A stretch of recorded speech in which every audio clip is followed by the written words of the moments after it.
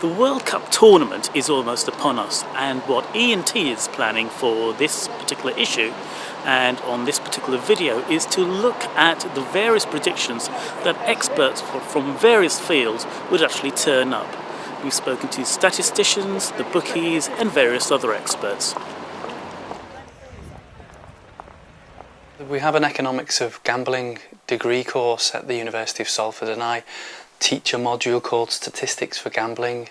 So I teach the students about probabilities and making predictions and how casino games are sort of all edged in favour of the house. I suppose a statistician might be considered to be an applied mathematician, and then once you're a statistician you can be an applied statistician. So what I'm talking about is we sort of use data and models and combine a model with some data and then come up with predictions of the future, whereas a mathematician just sort of describes the mathematical nuances of the world.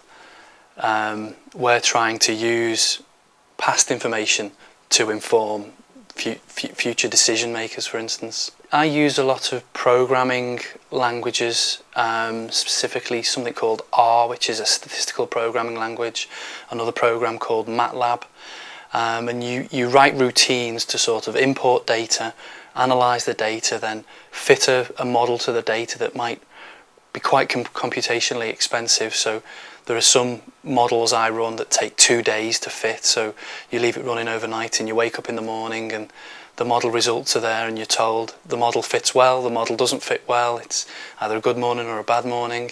They've now started to video capture football, and they have X, Y, Z coordinates of where the ball is on the field at any, I think it's something like 5 times a second, and X, Y coordinates of where each player is. For one game it's an incredible amount of data, and then for something like the Champions League there are companies that are doing this for all of the games, and you end up with vast amounts of data and you need a great computational capacity to be able to analyse and build models for this type of data.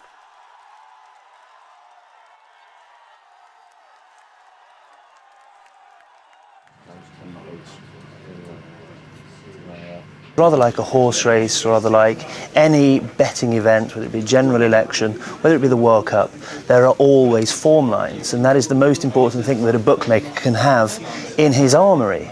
The fact that there are these historical trends that we will always look at, recent trends that we'll look at from the season gone, and of course betting trends. Now what I mean by that is that we know historically the types of teams, the types of players who are going to be popular and attract the type of money, the levels of money, the volumes of money that will have a bearing effectively on our bottom line.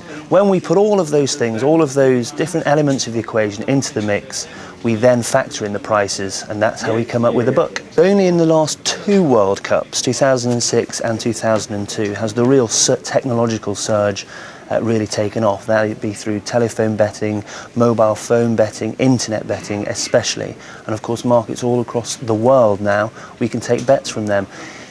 The big development, of course, is that now betting takes place 24 hours around the clock, because as we're going to sleep here in Western Europe, they're waking up on the other side of the world. They still want to have a bet on the World Cup. So here at a place like head office, we will have traders operating all through the night, laying those bets from all around the world, and they have to be monitored. It all goes into the pot and it adds to the bottom line if we get it right.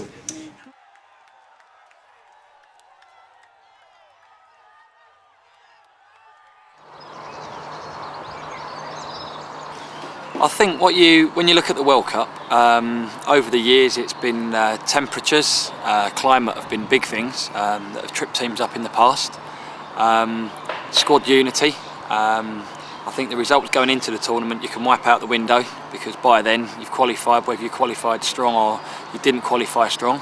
But I think that the main things are for European teams playing in the heat, and for teams that are used to playing in the heat, the fact that maybe there won't be heat to give them the advantage.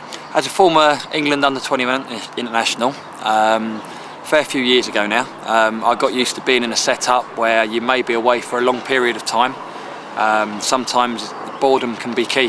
There's a lot of time where the lads are not playing football, not training, where they're in a hotel locked up together. So as I said before, team unity is important. preparation as well.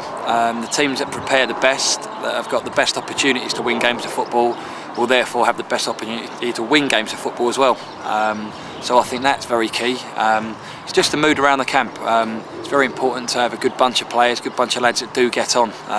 If you don't get on in a normal weekly game of football, it's not too much of a problem because you're away from the training ground. They're literally going to be living in each other's pockets, so being a strong bond as a team is going to be important.